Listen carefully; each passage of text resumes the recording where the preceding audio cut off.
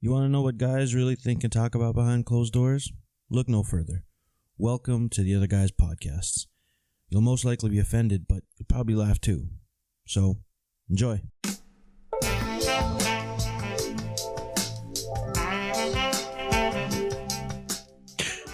Oh, hi. Hey. Hey, how you What's doing? up? What's up? Hey. Hey, Kevin. And we were just having this conversation, and somehow this microphones and computer and Yeah. camera popped up, and we just decided to talk about something, you know? Yeah, because this is the Other Guys podcast. Other Guys podcast, the best podcast on iTunes. And I'm even just going to say, like, you know, the one named The Other Guys. I'm going to say all podcasts. I'm throwing it out there. We're going to win Podcast of the Year. Whoever gives that award out, thank you. Yeah. Is that too much? High hopes. I mean, you wouldn't be doing this unless you thought it was, in fact, the best podcast in the world. Now I said world. Listen, in the words of was it Bobby Brown? Too legit to quit. We're too legit. Yeah, we won't stop. I mean, awards don't mean much to us. They be nice. We accept them. We take the prize money with it as well. But we're not about that. Yeah. No. Anyways, today is actually a helpline. Kirk, for the new and for the new listeners who are like, what the fuck are these two guys talking about? What is a helpline? Well, the helpline kind of started because both Kevin and I had DUIs on the same night, and the judge, he said, "Wow, you guys are reckless. You need to give back to society." And they said, "What do you do?" And we're like, "We have this podcast." And he's like, "Okay, well, you're going to have to do something I'll call the helpline. And you're going to have to like take some random internet questions and help those people. And if you don't, you're going to be back here on Monday and see me in my court of law." Right. And that was And that judge was Murray. there you go. Now you know the whole story of The Other Guys, basically. So yeah, that's the origin story. that's how we started. Maybe they'll make a movie. So this is the helpline. We're in phase one right now. We're in phase one of Phase one of the universe. the universe. Yeah. We're just building it first, you know. Can I be Tony Stark? Yeah, of course. Who are you then? Captain America? No. Who would you be? I think I'd be like the Hulk, you know? Yeah, you're pretty nice, but then when you get angry, I don't know. I don't like you when you're angry. Yeah, I know. Like, Because you get nippy. yeah, I was going. Don't drink my water. Don't drink my water. I have to clean those glasses when you leave. Yeah, I've seen. Yeah, that's I got hot and bothered. You know. Yeah. I'd say that's one of my problems, but I'm trying to work to help that. Yeah, you know. Exactly. Anyways, let's solve some people's problems. This is the helpline. That's what we do. This one is this first problem is actually it's kind of a cute one. It's kind of a cute. You ever went to prom? Yes, Oh, you actually did. I went to prom. Wow, I didn't expect that. Yeah. Like with a date? No, Expect that part. I didn't really think. I didn't know what to. I guess because I didn't think I was going to go to prom, Right. and then it was like I was swept up, and all of a sudden they were selling prom tickets, Yeah. and I was like, "Yeah, I'll go." And then I forgot about it, and I was like, and I realized, oh, we probably should have asked somebody. And then I went stag, and then I had an okay time. Yeah. It wasn't like I just kind of hung out. Mostly it was like just hanging out with my friends. Yeah, that's pretty much what I did too. But It was like, yeah, it was like we all hung at the same table. I mean, I felt weird that I didn't have a date. yeah. Because it wasn't even like I asked someone and they said no. I just totally didn't think about it.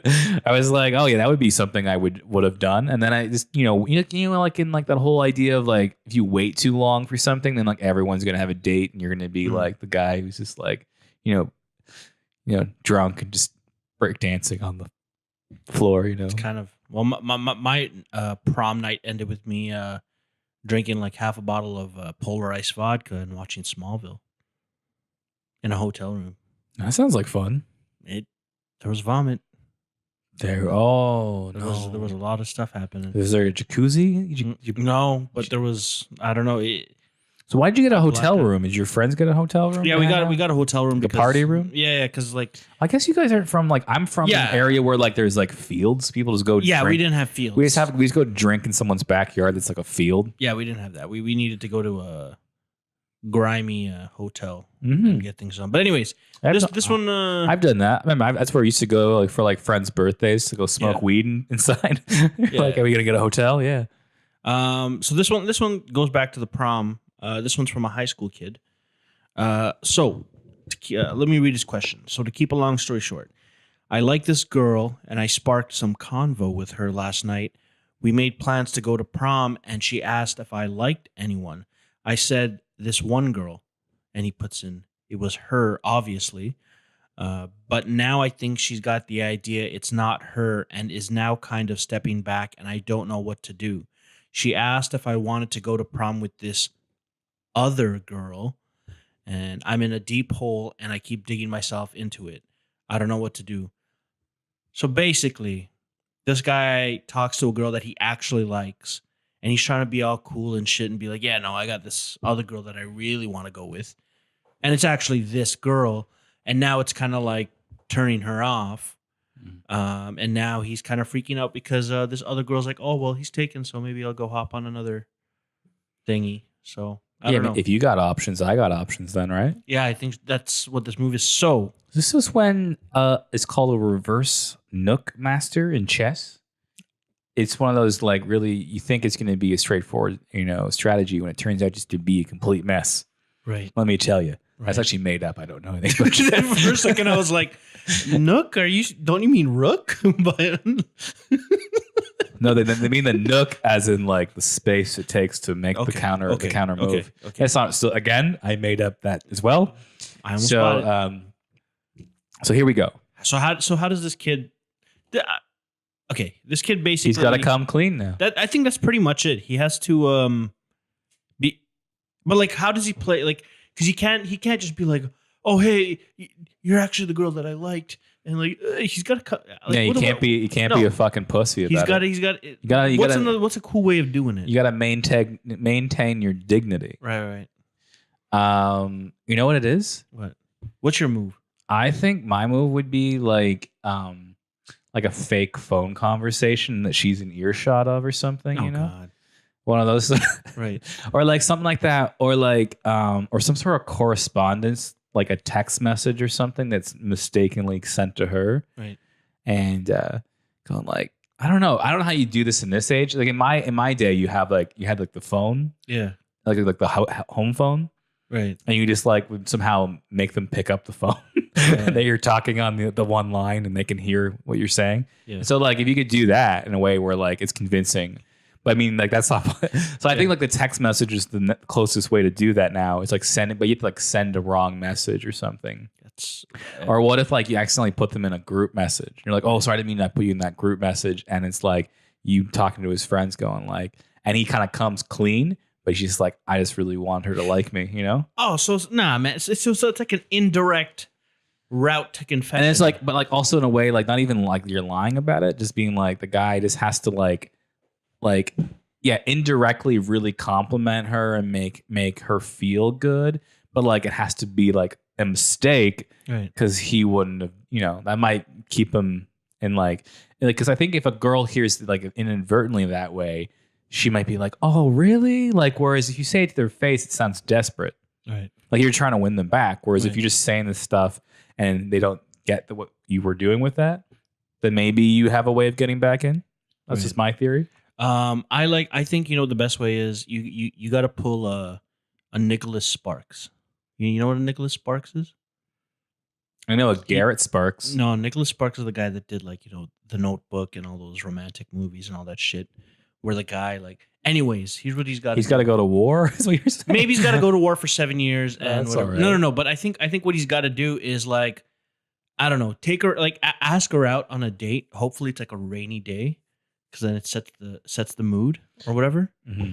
And then you take her out, and just hang out, but like hang out as just friends. Mm-hmm. And then I don't know, maybe get like ice cream or some shit like that, because then you guys can like eat ice cream, and then like I don't know, like just somehow break into like a dramatic rain talk. You ever had like a dramatic talk in the rain, and then you just say I love you, and then you kiss each other.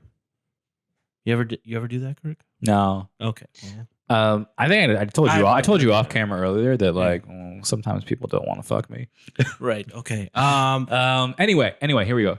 So I think the other thing I thought of when we were saying this was like you can also like use like a person like who's supposed to be embarrassing, like a parent, like a mom especially. If you have the girl over and then like the mom, you somehow prompt the mom. You prompt the mom to say everything that you're not capable of saying. Oh God! So you're gonna man. So you're not telling him to get his mom to tell him? No, I'm like no. This is why I think. Listen to this. Okay. So the girl comes in for the date or whatever. You can even go like, and she's like, "Oh, that's her. Oh, she's just as beautiful as you. Like get your mom to say this. It's just so as beautiful." And like she's like say something along the lines of like, oh, like he said he's so lucky he gets to go with you to this dance, right? Like he said he's so incredible. I mean, and I'm sorry, I'm the embarrassing mom here, right? And she's like, and I just want to do one of those. And then so it just seems like, and then that point, the girl's like, okay, he was just trying to be cool around me, but like I'm getting like his true vibe of how he feels about me now from his mom. Yeah, right. I think that's a possibility. Yeah. So that's could happen. Yeah. Okay. So you're basically saying get somebody else to do it. I think being direct in this case maybe is deviating from what this guy really is trying to do. So I think being here's the thing. At the end of the day, you have to confess and tell her that listen, I actually want to go out with you, and there is no other girl. There was a misunderstanding. That's basically what you got to do. But in the way you do it, so that you save face, I think you got to do it in a you got to do like what would James Bond do, right? So you know maybe after school, take her out on a friendly date or some shit like that. Find a Mercedes Benz. Yes, find a Mercedes Benz and then Jaguar, and just break the news to her in a very cool, nonchalant way. Kind of be like, so I don't know, drive around and be like, yeah, so we're going to prom, right? And she's like, what? I thought it was another girl. Like, be like, you were that other girl. So, I don't know, some kind of fucking line. Anyways, I think that's what you got to do. You got to eventually tell her, and that is the little kid's problem, and you got to deal with that. Good luck. Yeah, or maybe like, do one of those misdirects, like start talking about the girl in like less direct terms. And then it comes back and she's like, that girl sounds kind of nice. And she's like, yeah, it's you. Oh, I got to give 5 for that. That's smooth. You got to do that smoothness. That's pretty smooth. Yeah, you got to do that shit. We solved it. Yeah. She's got brown hair. There you go. Yeah. She got brown hair. She's in our grade. She lives in your neighborhood. In your house. Dress. She's wearing this right now. So it's my sister? No, it's you. It's you. Yeah. Okay. Next one is also I guess this one is a little bit more with the teen question. It's a teeny bopper question. Now we're here to help everybody, just so you guys know. Yeah. I don't know if this is like from a sister, whatever. Anyways, the question is, I just found out my sister smokes weed sometimes, occasionally, and I feel really sad. It makes me want to cry because I don't want her to end up an addict. So I'm making this post because I don't have anybody else to talk to about this. So I don't know how young they are. I don't know what the details are, but this guy's or this gal's sister smoking weed. And he's afraid that it's going to lead down the dark path. And maybe one day she's going to end up with some heroin in her veins. And as it does sometimes, right? Is weed the gateway drug? Do you know what also is a gateway drug? What? Milk. Everyone's had milk. Who's done heroin? Is that really the correlation? No, it's just like you could. It's pretty basic stuff. It's that's an easy way of describing gateway drugs because it's like, yeah, of course. Okay. Most people have tried marijuana. Right. Anyway, yeah. I mean, weed's not addictive. They prove that. No, it's not addictive, but I think she's worried about the like running with the wrong crowd. I think that's what she's more chasing afraid the of. High. He's more afraid, or whatever this person's afraid of that this person's gonna, that the sisters are gonna eventually, develop it as more of a because she might not actually be addicted, and we know people like this Khalid the intern, where they're not addicted to it, but it just becomes a part of their daily use, and it becomes a part of their, you know, their identity and all that stuff. And I think he's afraid of that. I don't think. I mean, if you do your studies, there's no such thing as overdosing on marijuana. There's no such thing as whatever. You're not going to get physically hurt or mental, like it doesn't fuck you up. The only thing though, like I've heard is like the following things, like is if you're prone to mental health issues, Right. smoking pot before 25, you're not like fully formed mentally. Okay. So that's why like now that like pot's legal, there's kind of like more information about that, because like an abundance of use could kind of like not like make you go crazy, but like you have like the potential to have like mental health problems like schizophrenia or bipolar or that sort of stuff. Yeah. Then it could bring it out of you sooner than early, it would normally. Yeah. And it also can have so a certain amount of people it has an adverse effect on, regardless of how much you really do. So, I mean, that's the thing. And also like this, young people in general, it probably isn't the best drug to do a lot of. If you haven't really had like if you're 16, you're still like almost like 9 years away from your brain being fully formed. Sure. So, it's not the best thing to do. Same with drinking and stuff like that. But people do it. I don't know.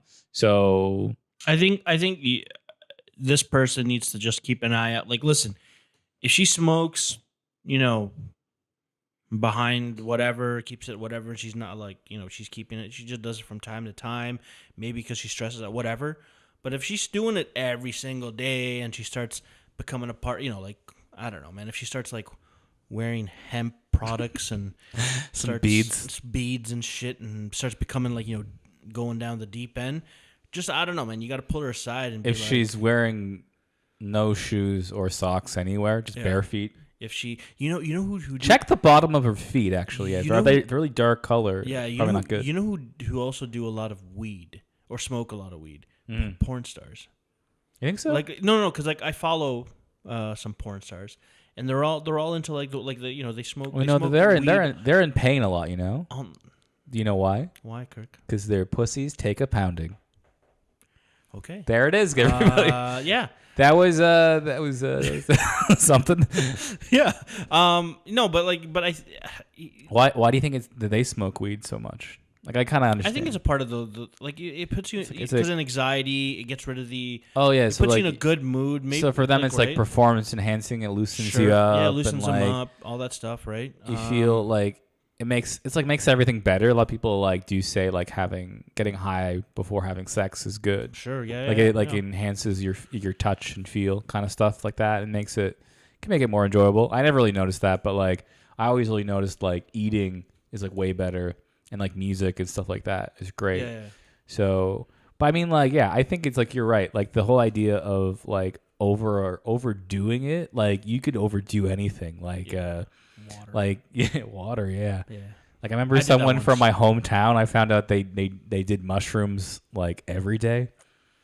Yeah, and I was like, well, that's kind of fucked up. That's like a once in a while drug for most people. That will do it. Yeah, and then like, but like, yeah, I don't think weed isn't the worst thing to do every day, but like you'll probably benefit from not doing it more than like kind of like how people drink on the weekends, kind of stuff like that. Like just as like a thing to experiment and like do and chill out with, like I guess like recreationally, but like if you're someone who needs to like wake and bake and then like afternoon got to smoke up and then nighttime got to smoke up, then like you're not even really enjoying weed anymore. Like you're not even getting like that. Like I remember I've been through times where like I think like I smoked a lot. Yeah. And you kind of like lose the essence of getting like, really high. Oh yeah, no, I know. Like guys, you just no longer like get really high. You just like kind of you just kind of plateau at a certain point, and it's like it's way less exciting. Like the feeling you get from just like out of nowhere getting super high, or like if you haven't been high in a while, you build a tolerance. Like it's like that tolerance is no fun as far as I'm concerned. But yeah. So I think with this guy or this person's problem, they basically, I don't know if it's like a kid sister. I don't want to say rat her out because then you're a narc, but at the same time, Like my sister. if it's a kid sister, I don't know. She narked on me. I might advocate narking. Just tell your mom or dad or whoever actually care, because maybe you got parents who are like, don't give a fuck, but like, maybe narc. But I Or think, if you're in the United States or somewhere that has like a federal law against marijuana possession and usage, then call the police. no, I would no, I'm no, sorry. no, no. Do I'm not, just kidding. 'cause then that's a gateway to some other things. Yeah, 'Cause prison. yeah. Prison, that's where you get Hep No, C. but like talk to her, tell her, listen, you're not comfortable with her doing it. See if she can cut back on it, or at the very least, cut it so that you don't find out. Because that's another thing, like if she's doing it right in front of you or around you or knows that you whatever, then yeah, whatever. But if she's like doing it behind closed doors, Or you could do one of those like like when people's dads catch them smoking cigarettes, they make them smoke the whole pack. yeah, I don't think that's Just make them smoke the whole bag. Yeah. See if that works. I mean, that's something you could try. Yeah. Or you could take it away and like maybe keep replacing her weed with oregano or something. Just be happy that it's not heroin or coke. She's all right with the weed for now. But Or make them I don't know, I guess just like chill out, dude. Hey man, just like chill. Yeah, chill out. Yeah, like just take it easy. Like smoke. You should smoke some of that weed with her. Maybe yeah. And why not, see right? what it's like. Anyways, I think that's all you got to do is like don't worry about the actual drug, or don't worry about the marijuana itself. Just keep an eye on her as a person. What habits are she developing? Is she becoming? Is she talking about going to Coachella? Then Yeah. she's gone too far. Yeah, exactly. If she Does she have a Janis Joplin poster? does she have a Pornhub account and make videos? If she's over 18, send the video to Kirk Hicks. And We'll review and see what we'll she's review. up to. Yeah. I mean, we'll get to the bottom of it yes, for you. we will. Anyways, I think that solves that little conundrum. I want to move into I want to go into our last and final problem. We actually talked about it. We caught the tail end of it on our last pod. We were talking about one of our listeners who basically has an ex that she broke up with and doesn't drive, and she wants to know if she should ghost him completely or maybe keep him around. But anyway, she gave us some updated info about the situation, so now we can give a better input on what she should do with this ex. Do you mind? I'm just gonna hit you with some of the facts, and then we'll. I'm ready. So basically, long story short, she actually knew this guy 11 years ago, but didn't date him because he was with somebody else. Anyways, fast forward to present day, and they start dating. She got out of a long-term bad thing. This guy was nice enough and all that stuff. So, things got along, things got chummy. But what happened was this guy doesn't drive. He just does not drive, which is a con. I think he just doesn't drive. Okay. So she became the driver, as in like having to bring him here, having to do this, blah blah blah blah blah blah. What does this guy do? I don't know, but he doesn't drive. Okay. He's one of those. Anyways.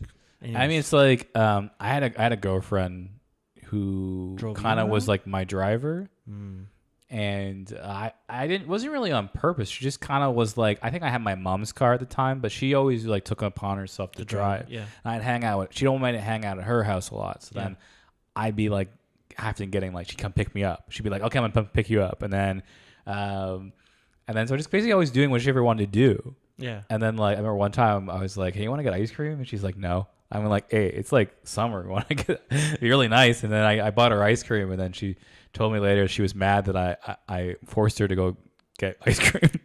Yeah. And I was like, well, that's kind of weird. Like to hear. I mean, like, I'm sorry that you think that I was being like, Yeah, but so I mean, I can relate to that because I mean, Yeah. she put me in a situation, but she also probably felt in my circumstance similar. So this guy basically doesn't drive. And they started becoming very things started becoming comfortable for her, and basically she just didn't like being in that situation, so she ended it. Let's see. Well, let me see what else I can find. yeah, what happened was like, so when they ended it, he wanted to be friends and maybe still get the rides. But now she's like she doesn't really want to be committed to staying a friend and being the driver, right? So back to her original question was ultimately what should she do with this guy? What do you think she needs to do with this carless man? I'm gonna call him that, the carless man. say that's what you got to move on. I think like the thing is though is like when you say you're gonna be friends, right? Right. That means still keep your distance. Right. Like, but don't make it seem like you're keeping your distance. Oh God. So like Han Solo once said to Chewbacca, Star Wars. Yeah. So I think this guy is still expecting like some residual benefits from the relationship is kind of a lot. So if she wants to move on, Yeah. okay. Yeah. If she wants to move on, Yeah. then I say like don't feel guilted into this guy making you feel like you got to give him rides or still be like this is part of the friendship. Yeah. Because that's not really. I think that's kind of not what it's all about. Yeah. Because like when you kind of do this sort of break sort of thing, Yeah. it's probably good to then not be still doing the person favors. Yeah, right? no. When it ends, right? I think you got to drop the axe. That's the way it works, and it like, sucks. It's gonna. And it hurt. sounds like he's continuing to want to be friends because he likes getting rides and possibly leading and to other possibly things. being in that Yeah. get that So I think that the final answer is with this person is you may see them around, and you may have to act friendly towards them, but at the end of the day, they lose all access to whatever you guys had before, whether it's the car rides. I mean, listen, if it's a situation where, the guy's like, the last guy, and he has no ride home and he's fucked or whatever, and you want to help him out, it's your prerogative. But it comes down at the end of the day, you guys are no longer together. And here's the thing: a lot of people don't know this, but I'm gonna break some knowledge to you. When two friends get together and become a romantic item, you now can never go back to being just friends. There's always going to be that, like, you can be like, here's the thing. I think you can be friendly towards an ex. You can be, whatever, but you can't be chummy like how you guys were before. Yeah, you've seen them naked. You've seen them naked. You've done all that stuff. Mentally, I think like, well, yeah, you're right. Because I think sometimes like, I know, like you have like female friends, and sometimes you think like, oh yeah, they're cute, but you don't really ever like things never ever go there. Yeah. But I feel like if that happened with like ones I have, like I feel like you're right. Like it would be hard for me to mentally not think that's a possibility. Now. Like I think it's good to date your like here, if you have a friend and you're like they say that dating your friend or you the person that you end up with should be your best friend. Right, that's what they say. Mm-hmm. So I don't have anything against with you. Like if you meet a girl and you guys are just friends, and then you guys end up taking it to the next level, that's completely cool. That's the move you should be doing. But if it does end, I don't think you can go back to. And we've said this before in a pod before. You can't go back to exactly. Yeah. No. Well, it's like it's like the relationship you had in that form. Yeah. Is never going to be quite the same. Yeah. No matter how much you try to stuff it back in the bottle. Yeah. It's like you can't go back. It's like it's like using a condom. You can never roll it back in the thing and put it back in the package. Friendship is like a condom. There we go. Yeah. Anyways, I think final answer for our one of our listeners that sent in. What do you think final answer is for her? Mine is drop the axe.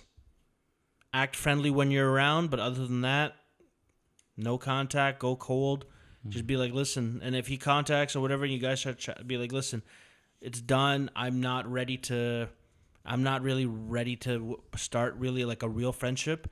I mean, we're still, like, if you need something or whatever, I'll be there, but like, I'm not really ready to be that close of a friend just yet. And go about your peace and carry on my wayward son. Carry on my wayward son. Anyways. I feel pretty similar, I guess. Sure. I think she got to keep space from this guy because it seems like, it seems like he's, even in the sense of being friendly, he's not doing it without being like needy. Yeah, he needs. If you can be like a friend and there's no like, either like, not like nothing to be gained on either side, Yeah, it's just like a neutral friendship where they're like, Yes. it's not like you're friends because this guy's got tickets to some sort of game or something or a show or whatever. Like you're both friends because you want to be friends and that's it. Then maybe that's better than someone needing something and being kind of like, I don't know. Yeah, it's like me and Kirk. We're friends, and even though I get thirsty sometimes, I could ask him for water, but instead, I bring my own bottle because that's what equal friends do. Well, to tell you the truth, internet, this guy just like uses all my glasses. I drink a lot of water. He just leaves them on there, and I gotta clean them. I drink a lot of So water. I think this is actually fair. You can have all the water you want from my house. Yes. But if it's in this bottle, I'd be more appreciative. Okay. of it. Well, I like my own water, And that's called being neutral. and that's called the Other Guys Podcast. This was the Helpline.